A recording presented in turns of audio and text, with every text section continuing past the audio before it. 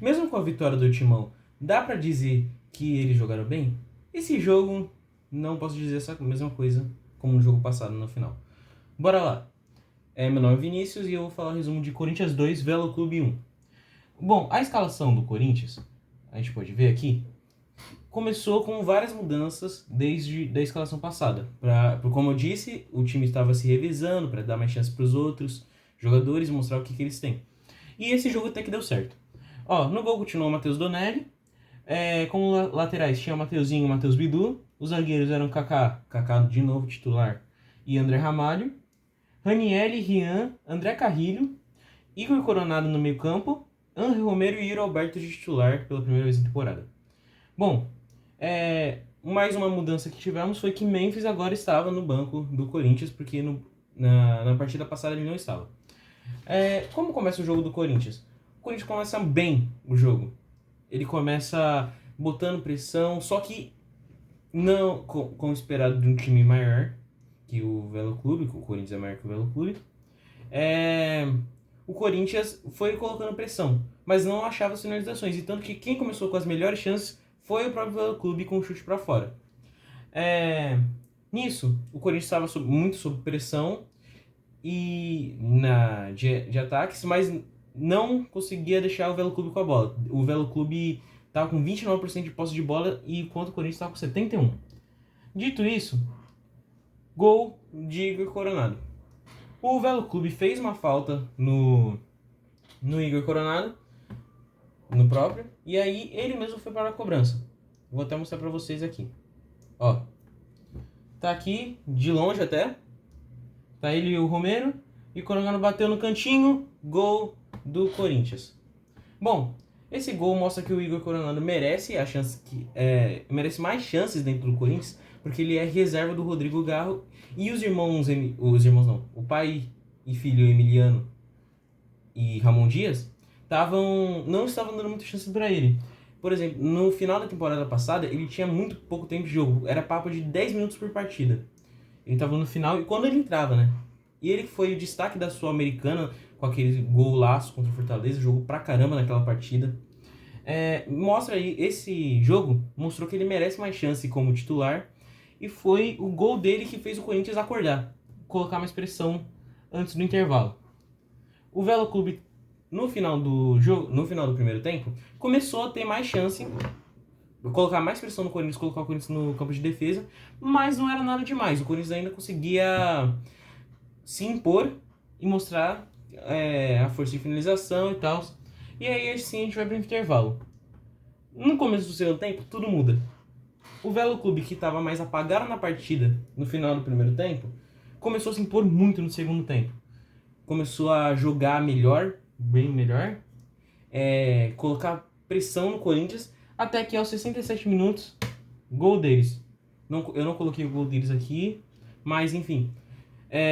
Numa cobrança de escanteio, que o Matheus Donelli tinha acabado de fazer uma defesaça, inclusive uma baita partida do Donelli hoje, por mais que o Velo Clube chutando e tal, não chutou muito no gol, chutou só 4, mas o Donelli fez defesaças nessas 4.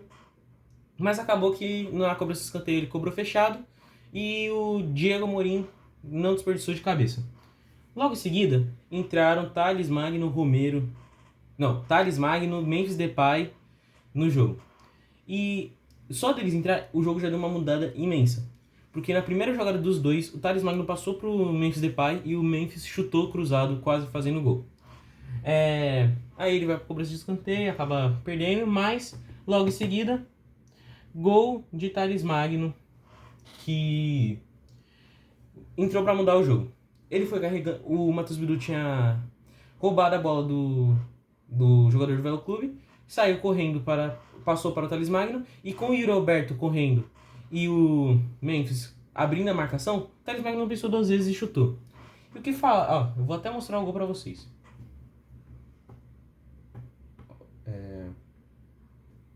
Aqui, o Matheus Bidu roubou a bola, Thales Magno tá com ela, foi pra direita e chutou dali mesmo, golaço do Thales Magno. E o que falar dele, né? Ele é um baita jogador, tá aqui por empréstimo até o meio do ano. E o Corinthians está pensando em prolongar o contrato do empréstimo dele. Eu não digo que eles deviam prolongar o empréstimo dele e sim contratar ele de vez. Porque nesse jogo e no jogo contra o Bragantino, tá mostrando que ele faz muita diferença. Ele jogou pra caramba nos dois jogos. E assim, o jogo acabou 2-1 pro Corinthians, mas mesmo assim não foi um bom jogo do Timão. Ele poderia ter sido melhor, tanto que é o primeiro jogo do Corinthians em casa. Por mais que isso aconteceu, o Corinthians venceu de qualquer jeito. Agora estamos com 10 vitórias seguidas. No vídeo passado eu falei que era 10, mas agora que é 10, na verdade eu errei. Mas o Corinthians venceu a segunda partida do Paulistão, líder do grupo. E espero que continue assim. Muito obrigado aqui pela audiência. Tamo junto. Galera, tô aqui no final do vídeo porque eu esqueci de comentar uma coisa que aconteceu no jogo, que foi o pênalti do Romero. O Corinthians estava pior no jogo, mas aí eles arrumaram um pênalti. Por mais que o Velo Clube estava botando pressão, o zagueiro acabou deixando o braço pra cima e acabou cometendo pênalti. E o Romero, com o Corinthians pior no jogo, foi lá e perdeu o pênalti. Mas, eu tenho que te dizer uma coisa, tinha muita gente xingando o Romero e tal. Cara, acontece, ele perdeu um pênalti, que mesmo o Corinthians estando pior na partida, conseguiu desempatar de novo. Mas, acontece, o Romero é um grande jogador do Corinthians. Eu digo que sem ele, na temporada, às vezes o Corinthians joga muito mal.